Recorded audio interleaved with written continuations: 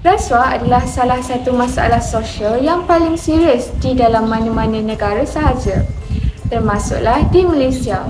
Ianya bukan sahaja boleh merosakkan ekonomi, tetapi juga boleh menghancurkan struktur sosial dan kepercayaan rakyat terhadap sistem negara. Rasuah bukan sahaja berlaku di kalangan pemimpin negara, tetapi juga boleh berlaku dalam kehidupan seharian kita. Apa yang lebih membimbangkan adalah rasuah seringkali dianggap sebagai satu amalan yang diterima dalam sesetengah kalangan rakyat sehingga menyebabkan ianya berleluasa. Dalam dokumentari kali ini, kita akan meneliti pelbagai bentuk rasuah yang berlaku dalam masyarakat kita serta punca-punca yang mendorong kepada berlakunya amalan rasuah ini. Rasuah datang dalam pelbagai bentuk. Setiap bentuk mungkin tidak kelihatan dengan jelas, tetapi ianya membawa kesan yang sangat mendalam terhadap keadilan, kemakmuran ekonomi dan juga integriti sosial. Dalam segmen ini, kita akan membincangkan bentuk-bentuk rasuah yang paling biasa ataupun yang sering berlaku dalam masyarakat kita, serta bagaimana amalan-amalan ini memberi kesan yang buruk kepada pembangunan negara dan juga rakyat. Sogokan adalah bentuk rasuah yang paling biasa dan mudah dikenali oleh masyarakat umum. Ia berlaku apabila seseorang memberikan wang, hadiah atau kemudahan lain kepada individu yang mempunyai kuasa dengan tujuan mendapatkan sesuatu yang tidak sah atau lebih daripada yang sepatutnya diberikan. Biasanya, sogokan diberikan dengan niat untuk mempengaruhi keputusan atau tindakan orang yang menerima sogokan. Sogokan ini boleh berlaku dalam pelbagai situasi di tempat kerja, dalam sektor pekerjaan atau dalam kehidupan seharian kita. Sebagai contoh, seorang kontraktor mungkin memberi sogokan kepada pegawai kerajaan untuk mendapatkan projek kerajaan tanpa mengikuti prosedur yang sah. Ini berlaku apabila seseorang yang mempunyai kuasa seperti pegawai kerajaan atau penguatkuasa menggunakan kedudukan mereka untuk keuntungan peribadi dengan menerima sogokan dari pihak lain. Sogokan boleh berlaku secara langsung melalui pemberian barangan mewah seperti kereta, percutian atau hadiah mahal yang diberikan untuk memastikan keputusan berpihak kepada pemberi sogokan. Kesannya, bukan sahaja orang yang memberi dan menerima sogokan yang terlibat, tetapi juga masyarakat yang lebih luas. Amalan sogokan menghalang peluang yang lebih adil untuk individu yang berkelayakan dan merosakkan integriti sistem pentadbiran awam dan swasta. Oleh itu, walaupun sesetengah orang melihatnya sebagai cara tepat untuk mendapatkan keuntungan, ia sebenarnya menimbulkan ketidakadilan yang boleh merosakkan masa depan negara.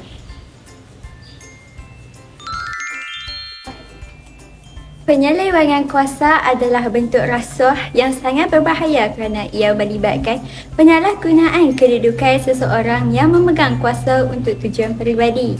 Penyelewengan kuasa boleh berlaku apabila individu yang diberi tanggungjawab untuk memimpin atau menguruskan sumber awam atau organisasi menyalahgunakan kuasa tersebut untuk kepentingan diri sendiri atau kumpulan mereka. Sebagai contoh, seorang pegawai kerajaan yang memberi kontrak kepada syarikat milik keluarganya adalah satu contoh penyelewengan kuasa yang nyata. Pegawai tersebut menyalahgunakan kedudukan mereka untuk memastikan bahawa syarikat yang mempunyai hubungan peribadi dengan mereka menerima projek atau kontrak meskipun syarikat tersebut mungkin tidak memenuhi kriteria yang ditetapkan atau tidak mempunyai kelayakan yang diperlukan untuk projek tersebut.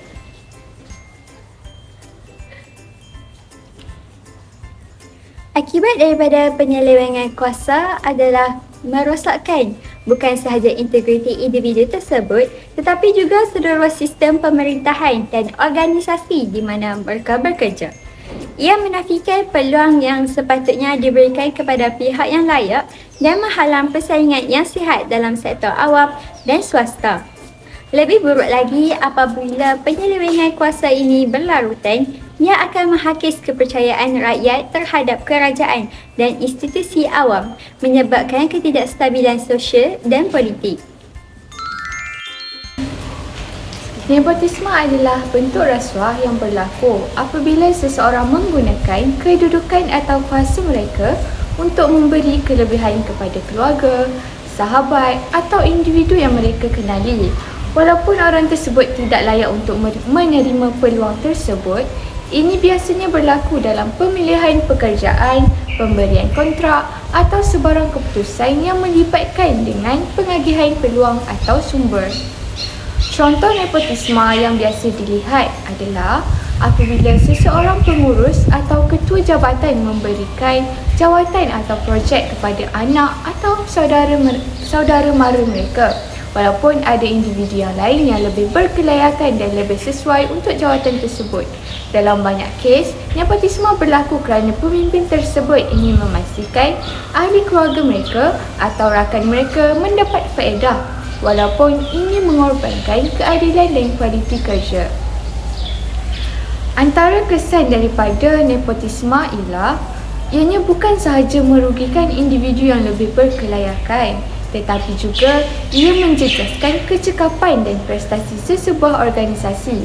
Apabila seseorang yang tidak layak atau tidak kompeten diberi jawatan yang penting, mereka mungkin gagal menjalankan tugas dengan baik yang akhirnya memberikan kesan yang negatif terhadap organisasi tersebut.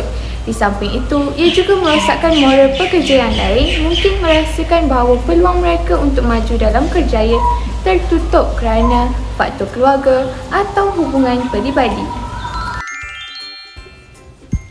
Penyalahgunaan harta awam adalah satu lagi bentuk rasuah yang berlaku apabila individu yang diberi tanggungjawab untuk menguruskan dana awam atau sumber kerajaan menyalahgunakan sumber tersebut untuk kepentingan peribadi mereka.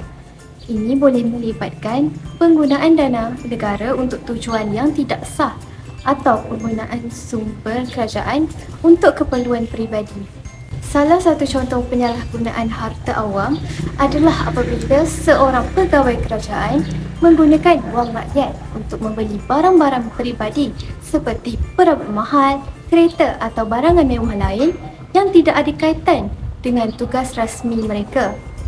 Ini juga berlaku apabila wang yang sepatutnya digunakan untuk projek awam seperti pembinaan hospital atau sekolah digunakan untuk kepentingan peribadi pegawai tersebut. Penyalahgunaan harta awam memberi kesan yang besar kepada kesejahteraan rakyat.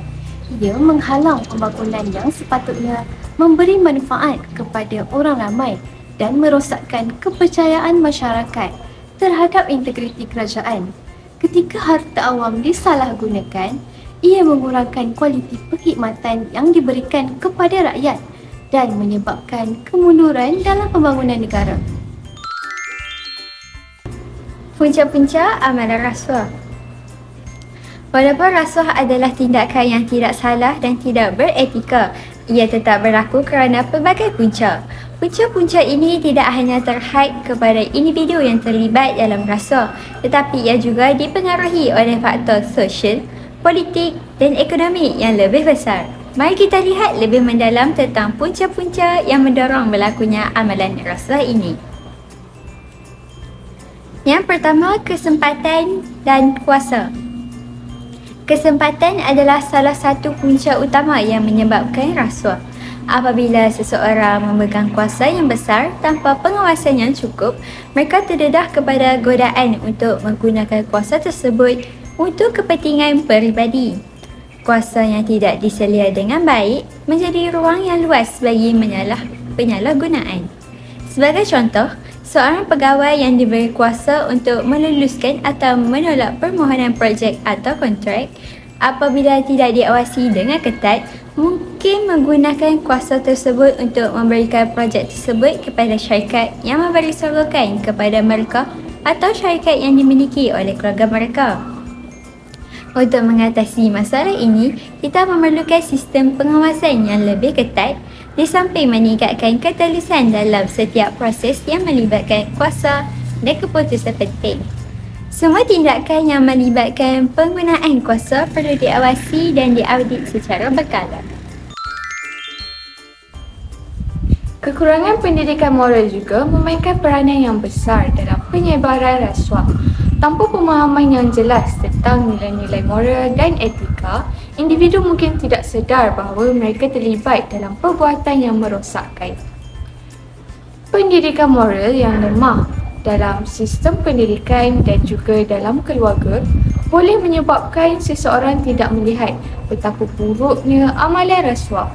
Jika nilai kejujuran, keadilan dan integriti diterapkan sejak awal, ia dapat mengurangkan kadar rasuah di kalangan generasi muda.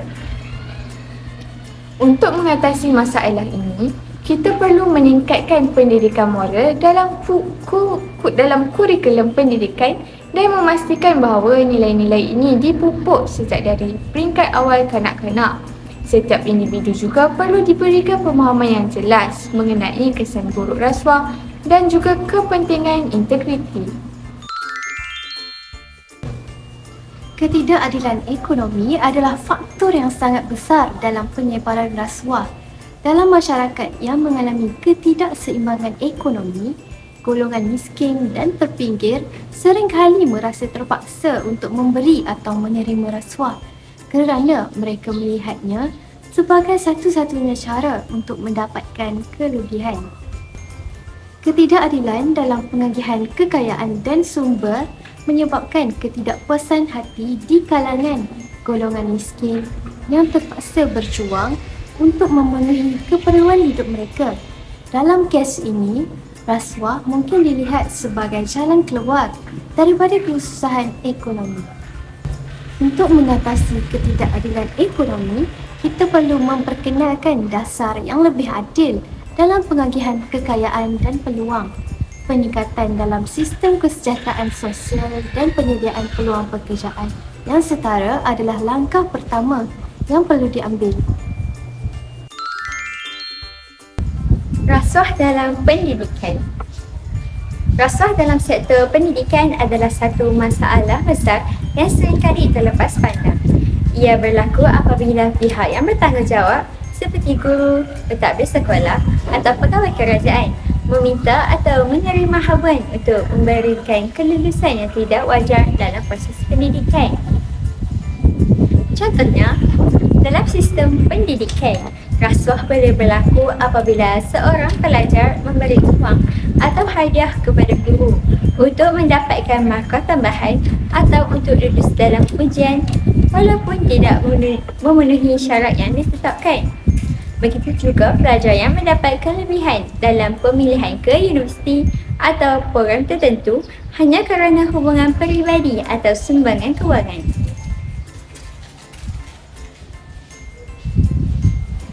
Amalan ini memberi kesan yang besar terhadap integriti sistem pendidikan.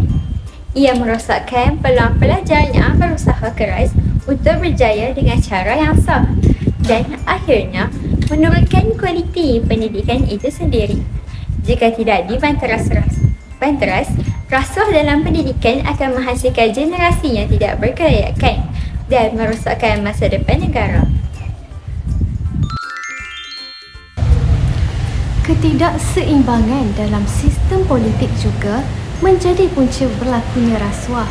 Dalam banyak kes, ketidakstabilan politik dan kelemahan dalam sistem pemerintahan menyebabkan rasuah berleluasa kerana tiada mekanisme yang cukup kuat untuk mengawasi dan menguatkuasakan undang-undang.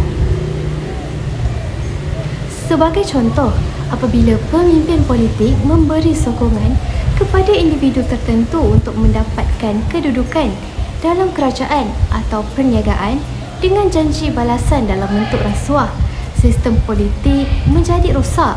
Tiada ruang untuk demokrasi yang sebenar dan orang ramai tidak lagi mempercayai proses politik.